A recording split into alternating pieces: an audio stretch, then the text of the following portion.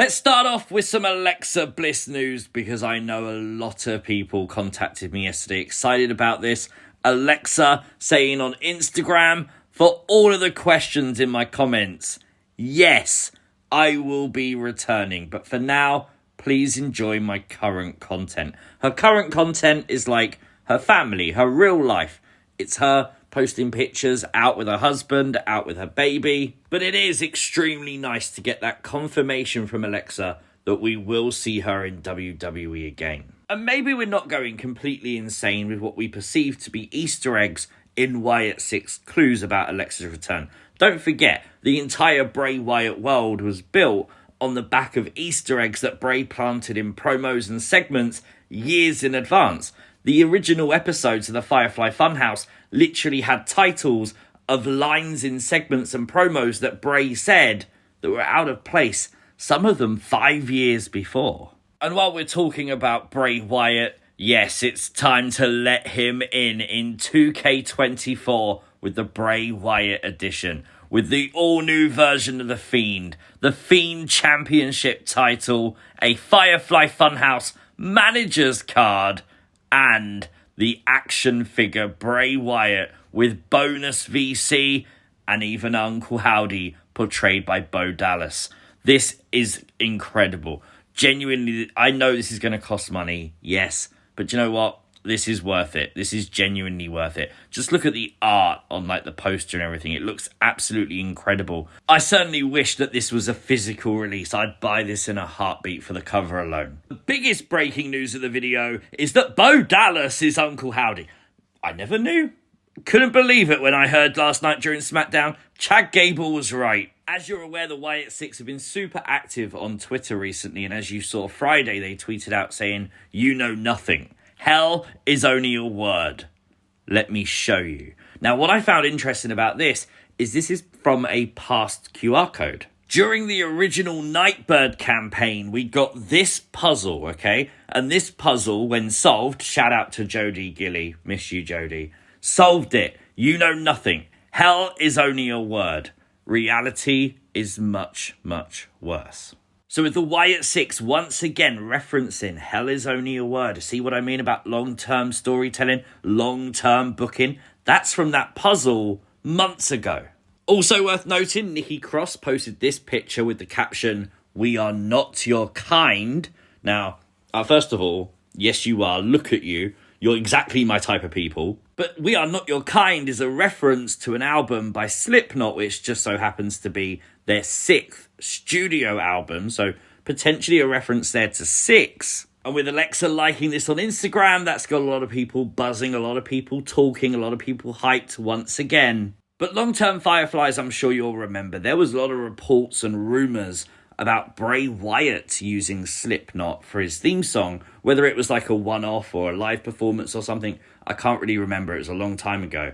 But genuinely, maybe this is a tease of the Wyatt Sicks, or at least one of the members, maybe even Nikki, potentially using a Slipknot song for their entrance music. Announced at ACW Wisconsin, Hornswoggle has signed a WWE Legends contract. We are seeing a lot of people signing new Legends deals recently.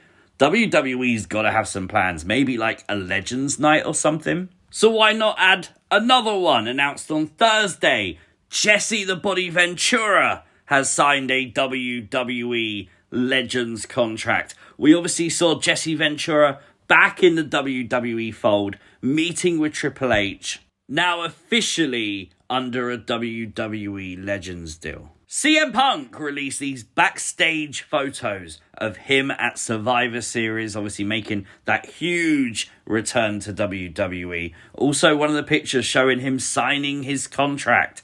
I tell you what, that's pretty cool. It does show that this was very last minute. And with Wrestling Observer newsletter reporting that CM Punk could be back in time for Survivor Series, it does seem like we're going to be moving on from the Drew McIntyre feud. But I don't know what to. What do you think is next for CM Punk?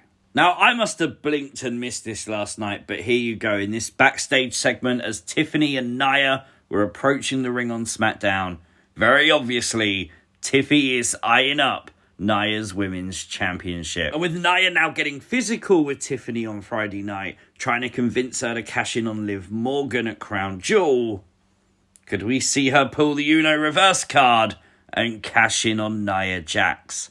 We'll see. If you go to WWE.com and you look at upcoming SmackDown shows that the superstars listed for the show, Roman is advertised for every single one between now and Survivor Series. That's pretty cool. And with Friday Night SmackDown last night, Roman and Jimmy hinting at bringing Jay back. The OG Bloodline reunion could be happening.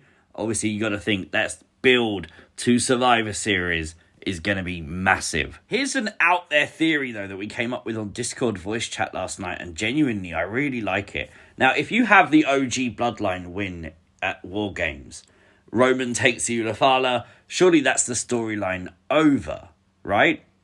So what if you recruited Jay and potentially Sami Zayn, and Sami was to turn on Roman?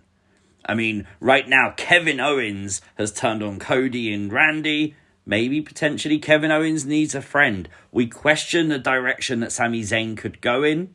That could be a nice plot twist. Have KO and Sami as a team as heels. Let's talk about Karrion Kross, because obviously right now the wrestling world is paying a lot of attention to Karrion Kross. Obviously we expect him to be involved in some way with the Wyatt Sicks. Obviously with the Wyatt Sicks tweeting out daily some things we think are associated to Karrion Kross. Karrion Kross is on Twitter beefing with a fake Uncle Howdy, but on Raw Talk on Monday, Karrion Kross would talk about it and say, I haven't done anything wrong.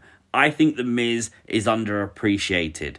And this is what I'm talking about when I say Karrion Kross. I feel like he's moving in a direction of almost like outsmarting Uncle Howdy. He's watched what the Wyatt Sicks did with Chad Gable, and he knows their motives. He knows what they want to accomplish.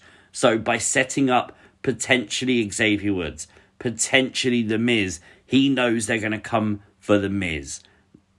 Is Kross now waiting for that? Is Kross one step ahead of the Wyatt Sicks? I thought this was interesting to end on today. Chris Van Vliet posting a list onto social media of the top followed WWE superstars on Instagram. Few surprises there for me. I didn't know Alexa Bliss had more followers than Becky Lynch. The Bella Twins, both Brie and Nikki, really high on the list too. Does anyone surprise you? As I always say and encourage, let me know your thoughts in the comment section down below. If you are new to the channel, hit the subscribe button, turn on the notifications. You'll never have to miss another upload. Like the video, share the video, and if you go on my profile, click on Discord, join us, and I'll see you next time. Peace!